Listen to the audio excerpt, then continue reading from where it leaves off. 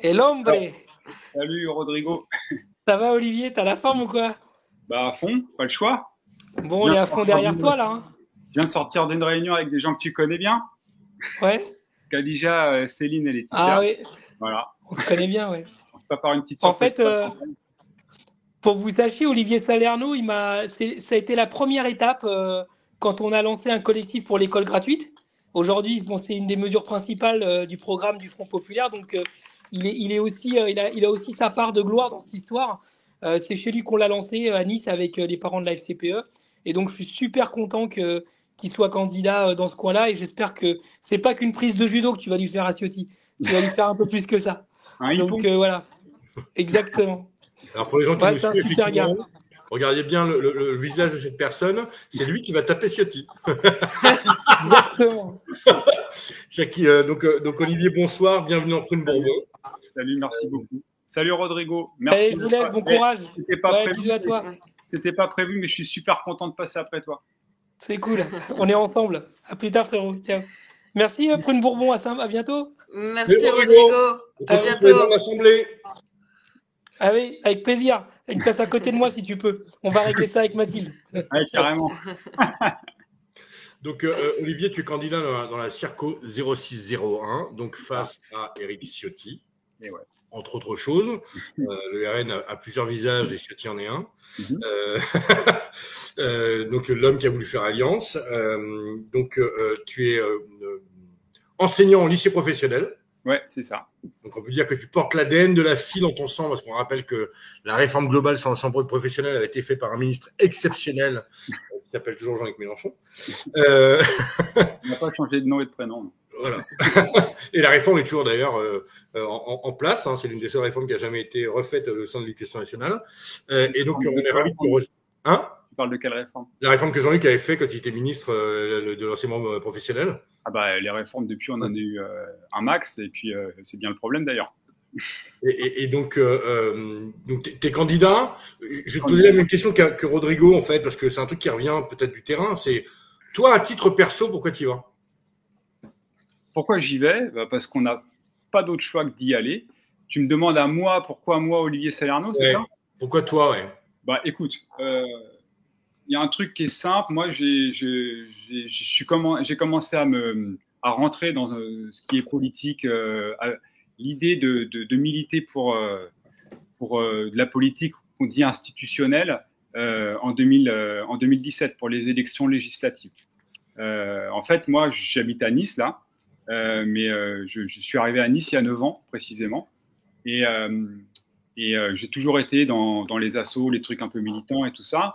Et en 2017, je n'avais pas participé à la campagne présidentielle, mais j'ai vu que pour les législatives, bah, il y avait une réunion qui se passait pas très loin du port de Nice, dans une salle qui appartient à la FSGT, à la Fédération du sport et des travailleurs. Et là, j'ai rencontré le monde militant niçois. Et le candidat à l'époque, c'est un gars qui s'appelle Robert Inget, Bob Inget, qui était communiste. Il se présentait avec le soutien de la France Insoumise, de Jean-Luc Mélenchon et du PCF. Et en fait, là, j'ai appris à connaître tous ces gens-là. Je me souviens d'un gars, un pote à moi, qui est mon mandataire financier là, qui s'appelle Pascal Tournoy, qui était communiste aussi. Et ils ont organisé comment est-ce qu'on pouvait s'inscrire dans la campagne. Alors on en parlera peut-être un petit peu après, mais moi je suis graphiste de formation, c'est ça que j'enseigne à mes élèves aussi. Et je me suis tout de suite mis dans la confection de tracts, d'affiches et tout ça. Et Bob, il a été candidat et les élections d'après en 2022, il a été suppléant de ma suppléante actuelle qui s'appelle Anne-Laure Chantron. Que vous avez reçu dans Prune Bourbon en 2022. Il y avait une espèce de passation parce que c'est un peu quelqu'un qui nous a, enfin c'est pas qu'un peu, c'est quelqu'un qui nous a appris beaucoup en termes politiques, vision d'une campagne et tout ça. Il nous a formés en fait. Moi, j'estime que ça a été une des personnes qui m'a formé. Et là, pour les élections qu'on n'attendait pas et où il fallait se mettre tout de suite en ordre de marche en speed. On a discuté un petit peu entre nous qui étaient prêts à partir et tout ça. Moi, l'idée avait fait son chemin depuis un moment. Dans un premier temps, moi, depuis 2017, c'était pas du tout mon truc de dire tiens, je vais être candidat à une élection. Mais ces choses-là, au fur et à mesure, tu te dis bah tiens, j'ai déjà eu l'occasion de faire des passages médias, je parle dans les réunions, etc.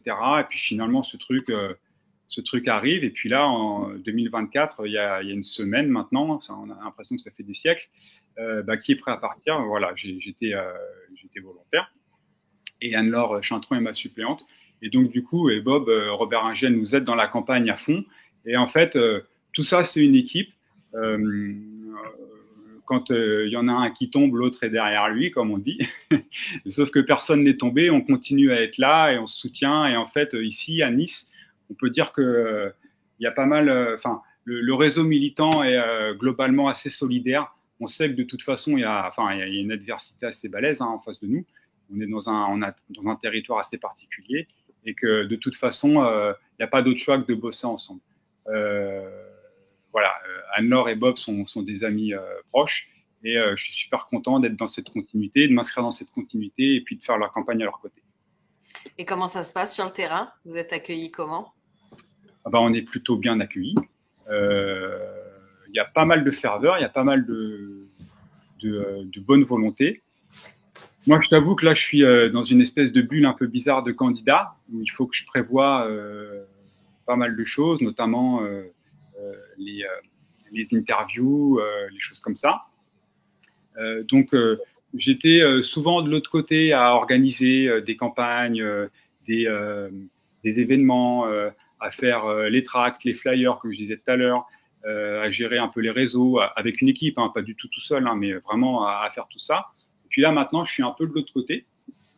Il faut que je me prépare. Alors, je suis moins sur le terrain, je suis moins à faire les choses, mais je peux compter sur les autres. Là, par exemple, je viens de sortir d'une réunion avec Anne-Laure. Et en fait, sur le terrain, ça y est, on est prêt. Nous, on a notre réseau, on a nos imprimeurs amis, on a nos colleurs qui se tiennent prêts. Il y a toute une équipe qui part en tractage, en porte-à-porte. On connaît bien notre circonscription. C'est la circonscription numéro 1 des Alpes-Maritimes. C'est dans Nice, nous, on a de la chance que c'est une circonscription qui est assez petite.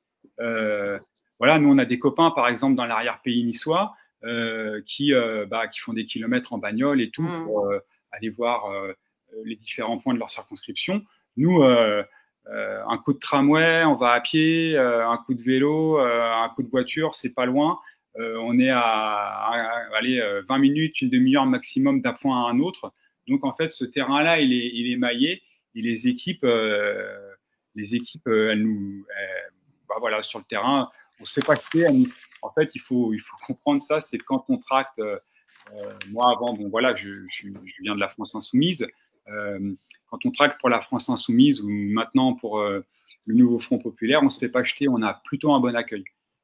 Quand tu regardes les différentes les résultats aux dernières élections, tu vois, Mélenchon, il a fait 23% en 2022. C'est le score national à peu près, quoi. Alors qu'en fait, si tu dis ça à n'importe qui, personne ne te croit par rapport à la ville de Nice. Et Manon Aubry, aux dernières élections européennes, elle a fait 12%. On est à 2 points au-dessus du score national. Donc ici, il y a un électorat qui est très, très populaire. Et ce qui veut dire que, malgré ce qu'on veut bien faire croire, quand on va tracter, on se fait pas du tout jeter. Il y a des discussions, on fait des petits événements, tout ça. C'est rare, ça peut arriver comme partout, mais c'est rare quand on se fait jeter, quoi. Et toi, tes thèmes de prédilection, c'est logement, service public, école, forcément? Ouais, alors pas forcément parce que je suis prof. On va dire sociologiquement, c'est vrai que il y a des souvent les militants il y a beaucoup d'enseignants chez les militants, je vais dire ça, et souvent parfois on sort pas un peu de notre monde et puis on a des thématiques, c'est normal, chacun a la thématique un peu qui lui parle et qui connaît bien. Moi, en fait, c'est pour ça que la rencontre avec Rodrigo, elle était bien. C'est que moi, quand je suis arrivé à Nice, j'ai scolarisé mes enfants avec ma femme. Voilà, on a scolarisé nos enfants et du coup, on a découvert les écoles de Nice. Donc nous, on n'est pas du côté de la carte postale. Hein. On n'habite pas du tout du côté de la carte postale. On habite. D'ailleurs, quand on est arrivé ici, le gars qui nous faisait visiter les appartements pour trouver un appart, à un moment, il nous disait bon, là, on est sur la frontière de la carte postale. Je vous emmène de l'autre côté. Donc les écoles ici, elles sont en mauvais état. Il y a du bâti qui est en très mauvais état. Il y a de la vétusté. Et puis il n'y a pas une énorme volonté pour sortir de ça. Donc, c'est arrivé que, par exemple, un jour de grosse pluie, il y a des infiltrations et il y a des bouts de plafond qui sont tombés. Bon, les gamins n'étaient pas là. Quand je dis ça, faut remettre les choses dans leur contexte. Hein. C'est les plaques un peu amovibles, quoi. Mais bon, voilà, on est dans des écoles qui sont dans ce genre d'état-là. Et donc, on s'est inscrit dans une fédération de parents d'élèves. Et on a commencé à militer par ce biais-là. Donc moi, quand on parle de l'école, j'aimerais bien l'aborder par le côté service public. Qu'est-ce que l'État, qu'est-ce que la République française doit à ses enfants et pourquoi en fait aujourd'hui c'est pas satisfaisant. Il y a ce côté-là et puis il y a le côté aussi, on en parlait tout à l'heure. Moi, je suis prof en lycée pro. Le lycée professionnel, c'est souvent le parent pauvre de l'éducation nationale. On n'en parle pas beaucoup. Pourtant, ça représente un tiers des lycéens de France et c'est les catégories les plus populaires. Et il y a à la dernière réforme, moi j'ai créé un collectif qui s'appelle Préparons la riposte. C'était plus un appel que j'ai fait signer à des tas de gens par rapport à la dernière réforme que Macron-Blanquer ont mis en place. Et ça m'avait donné l'occasion d'ailleurs aux amphis de tenir une conférence sur ce sujet-là. Donc voilà, l'école, je l'aborde comme ça, surtout comme un service public qu'on doit à nos enfants pour s'inscrire un petit peu dans un projet collectif de société. Alors Olivier, le Prune Bourbon était imaginé comme un centre de service au départ, hein, au service des candidats. Et on avait, dans la première saison, lors de la première émission, une députée qui était venue nous voir et qui a instauré une question traditionnelle qui a un jingle. Ouais. Je l'ai. C'est la question Sandrine Rousseau. C'est parti. Ouais. Quoi la loi que tu veux, hein? C'est quoi? Donc la question est très simple. Demain, t'es député, t'es battu Ciotti. Tu te bats pour quelle première loi du nouveau Front populaire? C'est quoi la première loi qui fait voter? Quand tu arrives dans la salle des 100 pas, des pas perdus, pardon. C'est quoi la première loi? Tu veux quand même pas que je te dise là la loi clé en main, quoi. Non, mais c'est quoi le thème? À quel besoin tu réponds? À quel besoin ou à quelle douleur ou à quelle souffrance tu réponds? Bah, tu vois, pour rester dans le même sujet, parce que c'est un sujet que je connais bien, je pense que je m'attacherai à vraiment détricoter toutes les réformes qu'ils ont fait pour le lycée pro pour bosser sur une nouvelle réforme digne de ce nom. Pourquoi je dis ça? Parce que c'est un monde où on est à cheval entre le monde du travail et le monde de l'éducation. Et tu vois, par exemple, le projet je vais pas rentrer dans les détails maintenant parce que si je rentre dans les détails maintenant, il me faut 1 heure parce que c'est des lois qui sont assez compliquées à faire comprendre.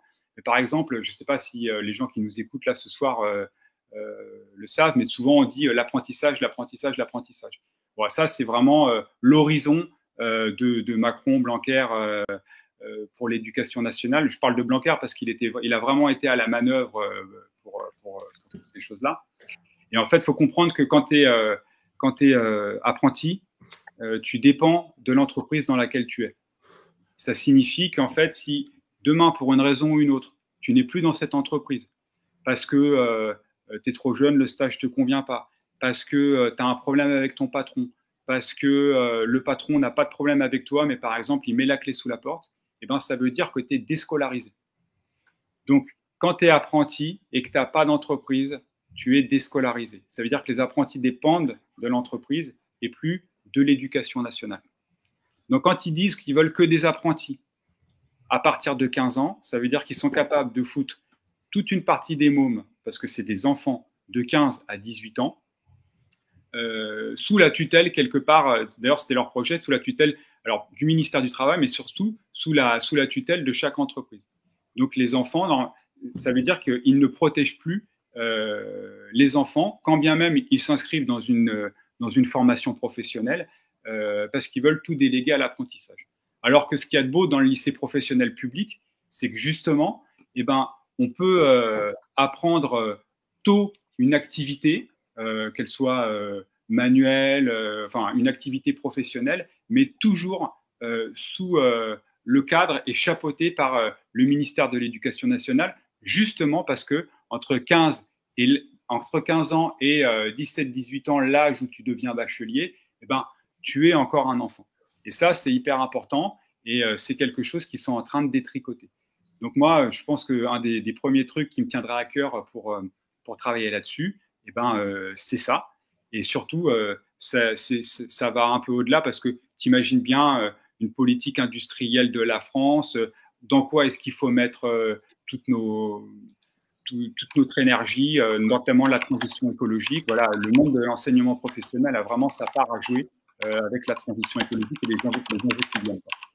Alors, Léonie, quand tu tapes, il faut que tu coupes ton micro parce qu'on n'entend que ton clavier. Ah, pardon. En plus, il y a Caroline Fiat qui est là. Elle a son jingle. Elle a un jingle? Alors ça, je ne savais pas.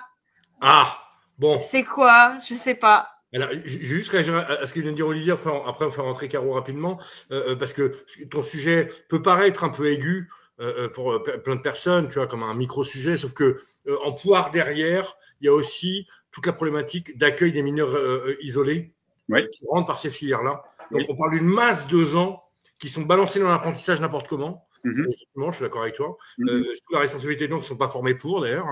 Et je peux vous en parler. On m'a proposé des jeunes, alors que, bon, il tente à prouver que je puisse le faire. Et donc, c'est vrai qu'il y a une réalité d'humains qui sont entre 16 et 25 ans aujourd'hui, absolument monstrueuse derrière ce sujet qui peut paraître extrêmement pointu et minime, alors qu'en réalité, non. C'est Caro revient plus tard. C'est un fer de lance.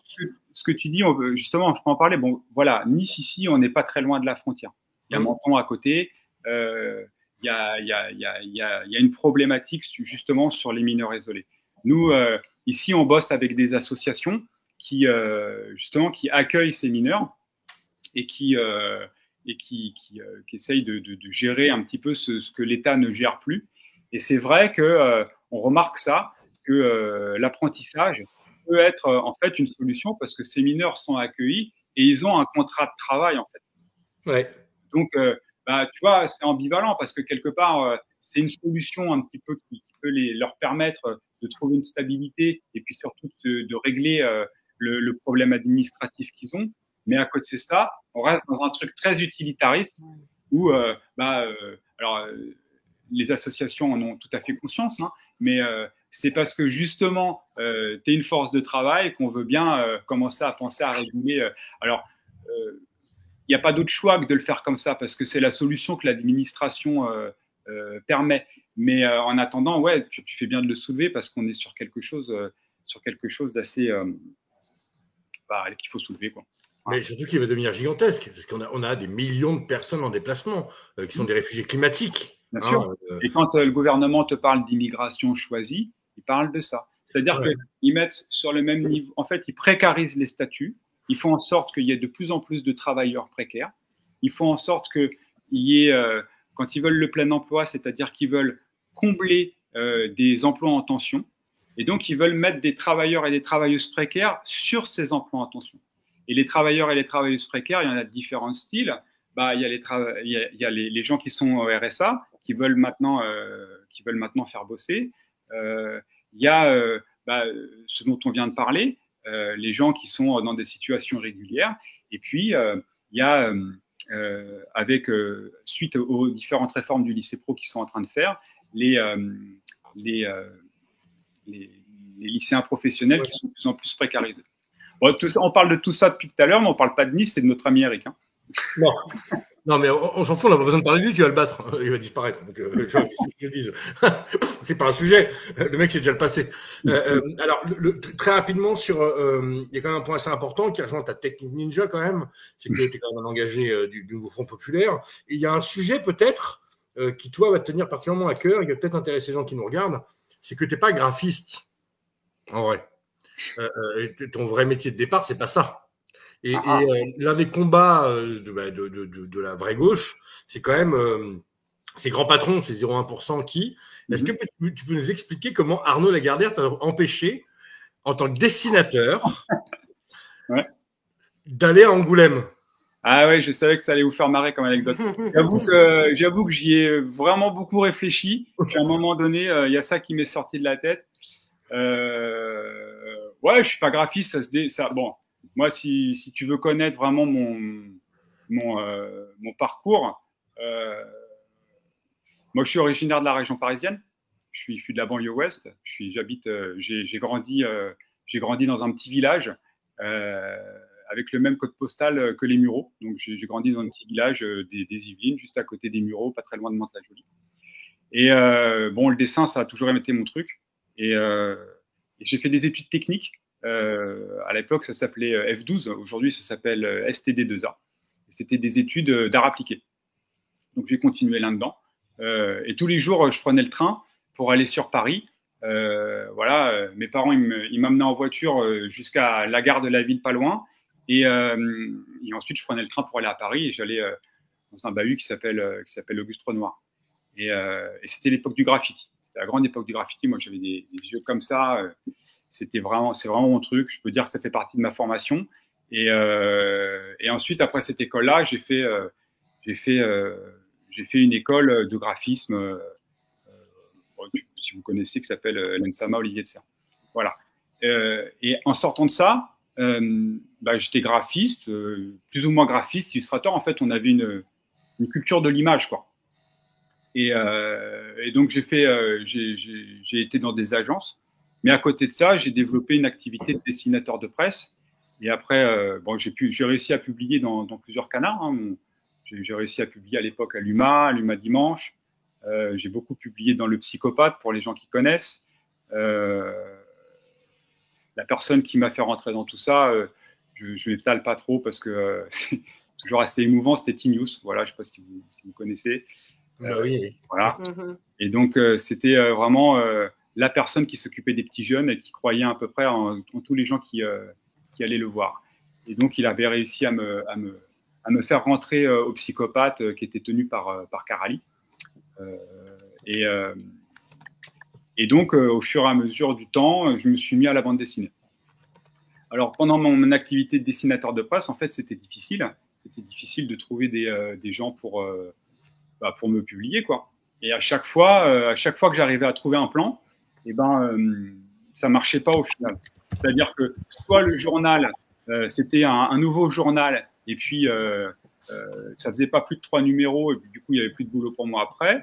Soit le directeur artistique qui avait bien voulu me prendre dans son équipe, se faisait lourder ou partait ailleurs, et du coup c'était un nouveau DA qui arrivait, et puis du coup qui avait une nouvelle équipe et qui me rappelait pas. Olivier, en fait, je suis navré, tu vas vivre ce que tu vas vivre à l'Assemblée demain. C'est la vice-présidente qui va Attends, faut que je le fasse bien. C'est l'anecdote alors. Attends. Merci de conclure, chers collègues. Avec la présidente de l'Assemblée, ouais. C'est bien parce que j'ai été après Rodrigo et avant Caroline qui est venue à Nice aussi au moment de mettre en place l'hologramme. Ah oui, c'est vrai, je suis allée à Nice. Mélenchon parce qu'on a eu l'hologramme. On l'a pas eu en vrai, mais on a eu son hologramme sur. Non, mais t'avais Caroline Fiat en vrai. Voilà, c'est ça. Ouais, c'est bien mieux. Hein. Et donc, pour conclure, j'ai fait une bande dessinée. J'ai réussi à faire une bande dessinée. Et après, tous ces directeurs artistiques avec qui ça marchait pas, j'étais super content parce que ma bande dessinée a été publiée chez Albin Michel, qui était quand même le Graal, quoi. Moi, je suis un grand fan de BD. J'aimais beaucoup Réserve, qui était publié chez Albin Michel. Et en fait, au moment où j'ai été publié, Arnaud Lagardère, à qui appartenait Albin Michel, a décidé de vendre aux éditions Glénat. Donc, ma BD, je sais pas où elle est. Je sais pas si elle est partie au pilon, je sais que j'en ai vendu un certain nombre, un truc comme 2 ou 3 000 exemplaires. Et puis après, après j'ai tourné la page, j'ai fait autre chose dans la vie. Et donc, ce que tu disais, ça m'a empêché de faire Angoulême, effectivement, parce que normalement, tu fais un album, tu vas à Angoulême. Et là, j'ai même pas eu ça. Bon, Angoulême, je l'avais déjà fait plusieurs années avant parce que je viens du fanzine et tout ça, et je l'avais fait à l'arrache par moi-même, en me débrouillant tout seul. Mais disons qu'avec la version officielle, j'ai même pas eu cet honneur-là. Voilà pour la technique. C'était la technique ninja, c'est ça? Non, c'était l'anecdote, je sais plus. Ouais, l'anecdote. Et moi, je viens d'arriver parce que je voudrais pas cacher, mais regardez, attends, j'ai un beau maquillage sur de France 3. Est-ce qu'on pourrait mettre Caro en gros plan, s'il te plaît? Ah ouais, parce que, mais Gaëtan, regardez, j'ai pas de cerne. Magnifique. Et c'est la magie. Faites des plateaux télé, mais les faites pas le soir, c'est complètement con. Il n'y a pas de boitage après. Je serais belle que ce soir. Moi. Ah, mon mari, il est content, mais. Et non, j'ai pas, je vois pas le prénom de notre invité, mais je viens de me rendre compte que j'ai 2 points communs avec notre invité. Ouais. Ah. Il s'appelle comment notre invité? Olivier Salerno. Ah ouais, Ah non, mais qui parce va que- battre Ciotti. J'ai été trop rapide quand je me suis connecté, j'ai marqué n'importe quoi, j'ai appuyé sur entrée. Ah non, mais moi, c'est parce que j'ai reçu un message, on m'a dit, tu fais quoi? J'ai dit, globalement, voyez ma tenue, je me remets de ce que de ma journée, mais je sais pas leur dire non. Je sais pas leur. Après, ils disent que je bordélise, mais c'est eux qui m'appellent, hein, donc je vais pas dire. Mais donc, Olivier, en fait, on a 2 points communs. Ouais. C'est que toi, tu as rencontré Tinius, et moi, j'avais un super pote, il s'appelait Sébastien Charbonnier. Ouais. Donc, Charb. Oui. Oui, Non, je vais pleurer. Non, pleure pas. faut pas. Et non, mais parce que pour la petite histoire, un jour, c'était abruti fini, c'était un abruti fini quand même, c'était un ami à moi, donc je peux le dire, m'avait dit un jour, tu finiras avec Mélenchon, et c'était en 2011, je m'en rappelle très bien, j'étais enceinte. Et donc, vu que il n'y avait pas d'alcool dans mes veines, je m'étais fâchée en lui disant, mais jamais un ancien socialiste m'expliquera comment la gauche va devenir. Et quand j'ai été élue en 2017, j'ai eu une grosse pensée pour lui, en me disant, merde, il avait raison. Et moi aussi, j'ai été publiée. C'est vrai? Ouais. Non, mais c'est drôle. Là, il n'y a pas longtemps. Mais la directrice d'édition, elle s'est fait jeter avant la publication de mon livre. Mais globalement, je me suis super éclatée à faire ce livre. Je compatis. Ah non, alors, il n'y a rien à compatir parce que franchement, la vie de Caroline Fiat, je peux vous dire, le titre, c'était... J'avais trouvé ça très... Enfin, ça me plaisait beaucoup. C'était moi, Caroline Fiat, bac-2 et 3 petits points. S'ils n'avaient pas voulu, je vous emmerde. Et voilà. Mais moi, non, putain, c'est bizarre, mais comme quoi, tu peux venir. Tu peux venir, on a le même parcours. Ok.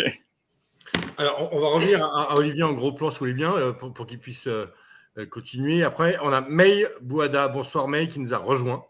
Coupe pas les gens quand ils boivent. Pardon. Bonsoir. C'est pas de l'eau dans ta gourde. J'ai pas 50 formations au perchoir, moi. Je voudrais boire un petit coup quand même. Bonsoir, vous m'entendez? Salut. Oui. Bonsoir, mais on t'entend très bien. Bonsoir. Salut. Alors, Olivier, il y a quand même, on va revenir sur ta technique ninja, si on peut envoyer Ah. la technique ninja d'Olivier. Vas-y. Le ninja, c'est moi. Ah, pardon, Léonie.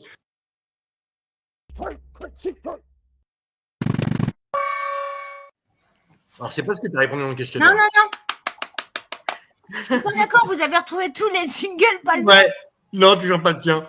Ça arrive. On cherche, Caro, on cherche. Ouais. Mais, je vais partir et puis Olivier gagnera et on pourra pas dire que ce sera grâce à ma présence. Mais Régnier dessus, Caro, ton jingle arrive. Il y a nous bousiller la séquence d'une minute clippée, mais c'est pas grave. Merci, Caro. Bon, Olivier, ta technique ninja, Non. c'est quoi? Non, Si, c'est Olivier. Je demande à Olivier qu'est-ce que tu fais que les autres font pas en campagne. Je m'en fous de vous, en fait. Il me semble avoir écrit 2 choses. Ça? Oui, c'est pas là-dessus que j'ai été interrogé, mais c'est pas grave. Vas-y. La vice-présidente sortante. Non, mais parce que si vous me laissez pas bordéliser, ça compte pas. Bon, qu'est-ce qui fait que les gens vont voter pour toi, Olivier? Qu'est-ce qui fait que quand tu es sur le terrain, et ça va donner des idées à tous nos copains là qui sont sur le terrain, qu'est-ce qu'il faut faire pour que les gens ils disent mais oui, je vais voter Olivier? Voter front. Enfin, moi, mon truc, ce que je leur dis, c'est que ce que j'aime bien avec l'idée de s'inscrire dans la continuité de 36 avec le Front populaire, c'est que en fait, on n'a jamais eu autant d'avancées sociales de façon aussi spectaculaire que lors de grèves générales sous un gouvernement de gauche.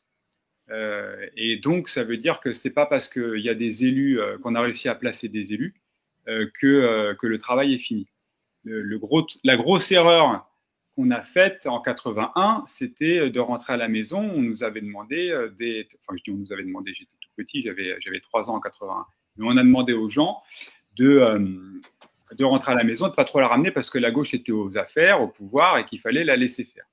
Et donc, moi, un truc avec les abstentionnistes, pour convaincre les gens d'aller voter et tout ça, c'est de dire qu'on a besoin de tout le monde et qu'on a besoin qu'on nous mette la pression, en fait.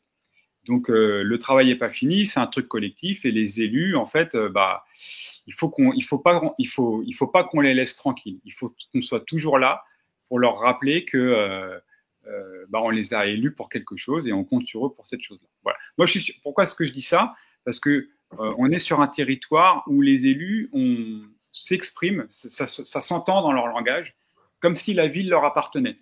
Bon, déjà, ils sont là depuis. Les élus de droite, précise, les élus de droite. Ben oui, mais c'est un pléonasme parce que moi, je suis dans les Alpes-Maritimes. Oui, mais précise quand même. Voilà. Donc, si vous préférez, en 2022, on a réussi à placer mon pote Enzo Giusti sur la 3e circonscription des Alpes-Maritimes. Vous l'aviez interviewé au second tour. Ça faisait 20 ans qu'on n'avait pas placé aux législatives quelqu'un au second tour de gauche. Il n'a pas été élu ensuite, mais il y a des gens dans la rue qui allaient le voir et qui l'interpellaient pour lui serrer la main et pour le remercier parce que pour une fois ici, au second tour, on votait pour quelqu'un à qui ça nous faisait plaisir de voter pour quelqu'un. Mmh. Voilà. Donc ici, les élus de droite des Alpes-Maritimes, et particulièrement Christian Estrosi et Éric Ciotti, ont un peu l'impression, et tu prends l'impression que les choses leur appartiennent. Ils te parlent de mes administrés. Voilà, Estrosi, il parle comme ça, il dit ma police municipale.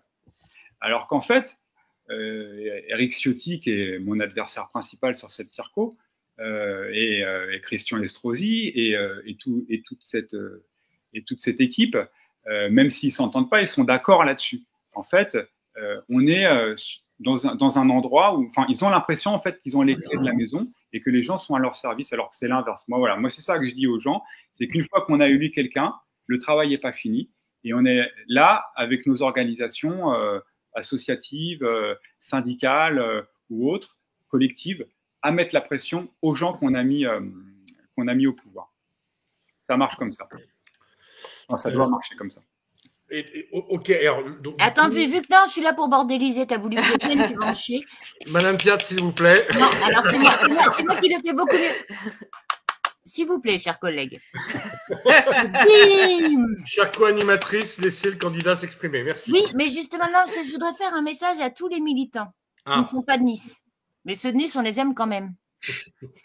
Est-ce que, Olivier, tu pourrais avoir un message pour tous les militants de France et de Navarre qui font campagne sous la pluie, alors que toi, tu es bien bronzé? Non, parce que, quand même, moi, je tiens à dire que ce matin, chez moi, il tombe des cordes. Après, il a fait beau. On est retourné, tout le monde est retourné faire du boitage et tout. Mais ça fait quoi de faire campagne sous la pluie alors que 95% des Français sont sous l'eau?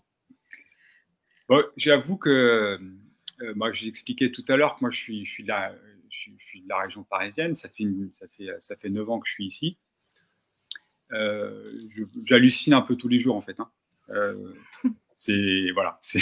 tiens à le dire. Voilà, moi, j'ai Magritte, par exemple. Non, c'est pas Magritte. Si, c'est Magritte. Il était du Cateau-Cambrésis et il est allé en vacances à Nice et quand il a compris que tous les matins ça allait être la même lumière, il a dit qu'il allait s'installer là. Donc en gros, pour vous dire, ça donne le ton. Bon, après, je viens de citer Magritte pour le domaine de l'art et de la peinture. On peut citer Hayam aussi qui reprend Aznavour quand il disait que sous le soleil, la misère n'est pas plus facile à supporter. Parce qu'on n'oublie pas qu'on est quand même dans une ville qui est hyper populaire, qui compte 21% de pauvres quand la France en compte 14. Mais en attendant, c'est vrai que quand je regarde les images à la télévision, sur Internet, des manifs à Paris, des mobilisations et que tout le monde a son kawaii, tout le monde a le parapluie et puis que nous on est en t-shirt, j'hallucine en fait.